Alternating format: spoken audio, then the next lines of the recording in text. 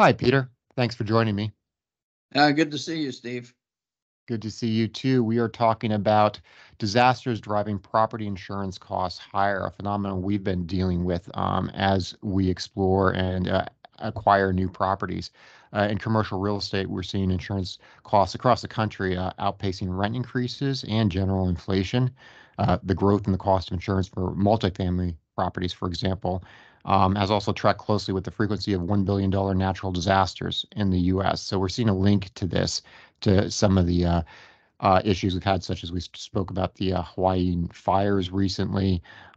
We've certainly participating in the Florida market have to deal with hurricane insurance. For example, retail properties in Miami. With that hurricane risk, Moody's shows that rent increases on average rate increased by 7.5% versus the national of 1.4. In Denver, where there's wildfires, the cost of retail rent increased by 0.4 annually, while the cost of insurance increased by 9%, and that's for a period of 2017 to 2022.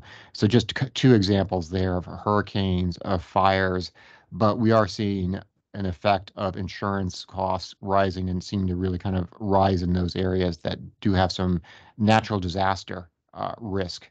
Your thoughts on what we're seeing in the commercial property and the insurance markets regarding properties? Well, yeah, disaster-driven rate increases affect all categories.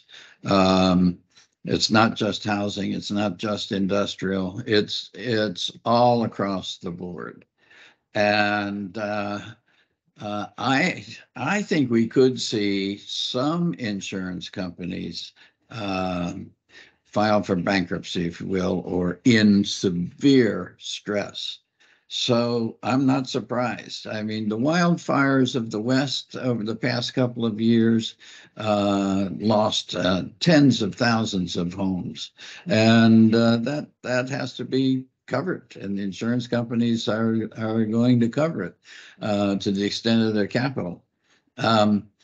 So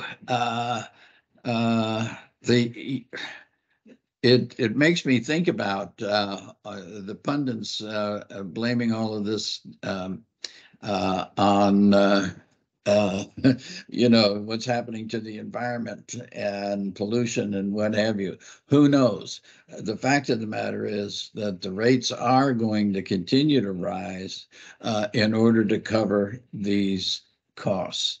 And even when the federal government steps in with aid and assistance, financial aid and assistance, it still affects disposable income on the part of the individual, just like insurance does, and small business. A small business gets hit the hardest, I think.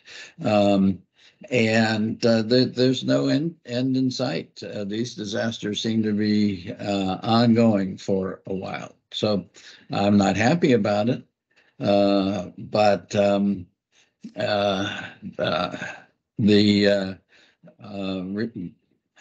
the companies that are renting their property or even own their property, they have to make up for these increased costs. It's going to translate to increased prices in the marketplace, regardless of the market. Yeah, I think it's going to be a cost of doing business, and you need to make sure you're modeling it. You need to make sure you're taking that into account. Another thing I would throw out here that's a big driver that people just seldom talk about is more businesses, more people, more capital at risk in these areas. Right? We've seen a lot of people move into Florida. Well, that means more insurance policies. That means more people at risk of hurricanes. When you start digging into these numbers, that is one of the big drivers you see is just more people, more capital at risk at areas that do have risk to some sort of disaster. So, that part of the trend alone is going to drive some higher insurance costs. It's going to drive some companies to be more at risk. And another part of that too is a lot of times the safer areas are already built up. So sometimes when you move into a popular area, the dirt that hasn't been developed is the dirt that's maybe more at risk to that hurricane or that flood or that fire. And, as we continue to kind of have more people in this country and we have more people attracted to certain areas of this country, that by itself is going to continue to drive this to be a problem. And goes back to my first point. When you're buying property, you have to kind of understand the insurance cost, but also the risk you're taking in terms of where you're buying, what the history of it is. If it's a development, why hasn't that dirt been developed before? Is it more at risk?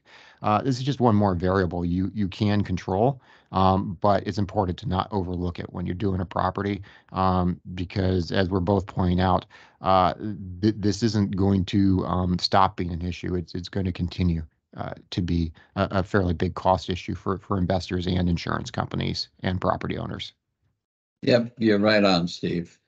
Hit the nail on the head. Okay, thanks a lot, Peter. Appreciate your thoughts. Yep, see you again.